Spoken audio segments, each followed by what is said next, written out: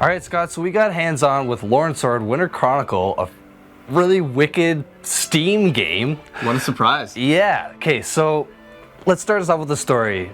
What did you think about it? So it kind of intros a little slow for me. The way they tell the dialogue and the narrative is really good. Like, they have all the voice acting and everything behind Which it. I appreciated. And the cutscenes looked really nice. So they definitely hit you with the story elements. They tell you it properly. Now, the story itself is a little dry. You're this guy working for the Empire, and you're sent to this new land to kind of quell an uprising. So you show up, and you meet a guy there, and he starts to tell you some things that you didn't know exactly, and you tell him some things, but your pictures don't line up right. So there's something going on, there's some kind of conspiracy, and that's kind of where it leaves you.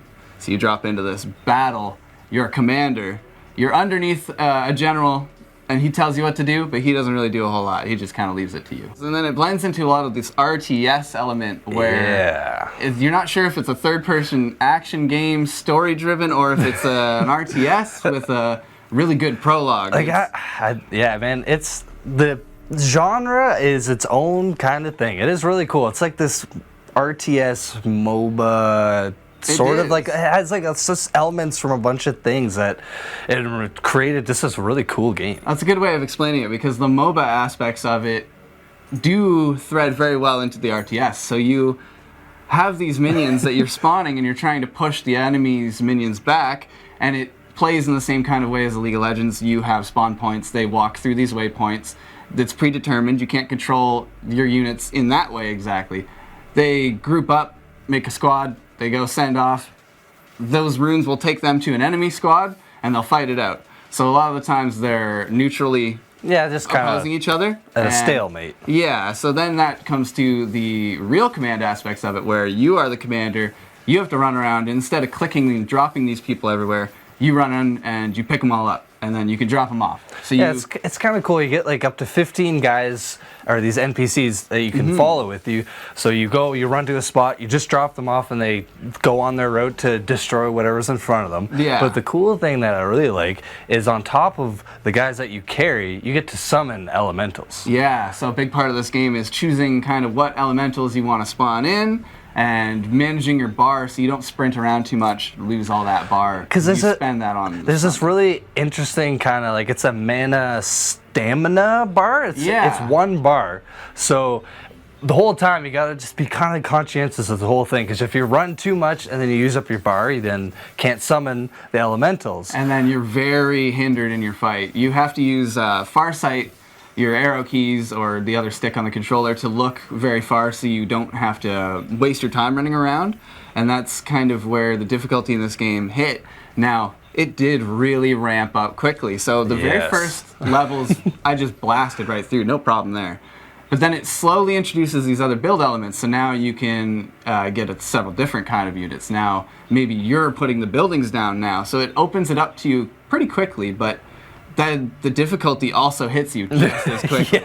I really liked it because just as it gave you the kind of little bits and how to command your units and build this building for that and this, as soon as it did that, it dropped in, there's co-op in this game. Yes. As soon as it broke that tutorial wall, it said, here, plug in a controller, just hit enter, and you have a second player playing there. I love that. And the smoothness of the transition of going co-op, it was flawless. Just hit enter, it drops another player in. You can always just escape and quit, and that player's just gone. It just doesn't make you go to the main menu or anything like that.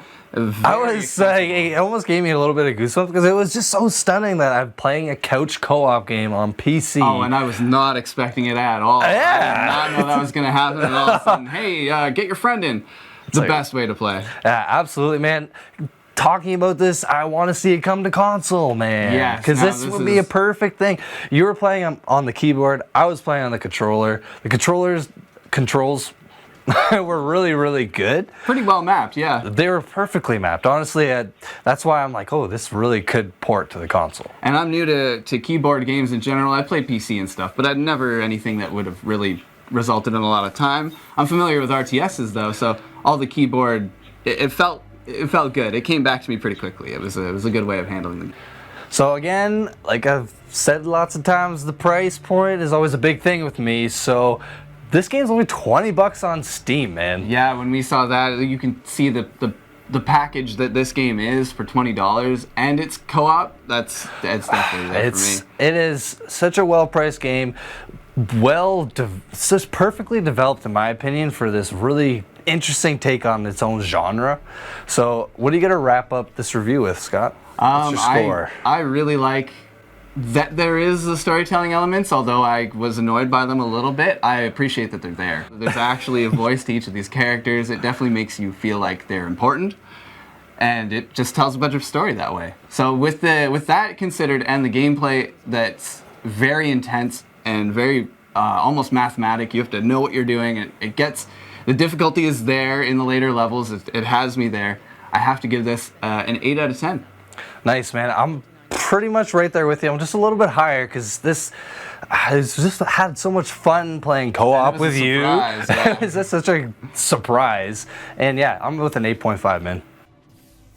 We thought that overall this game was a great mix of genres. We heavily recommend co-op play. Subscribe to never miss a video and like to help us out.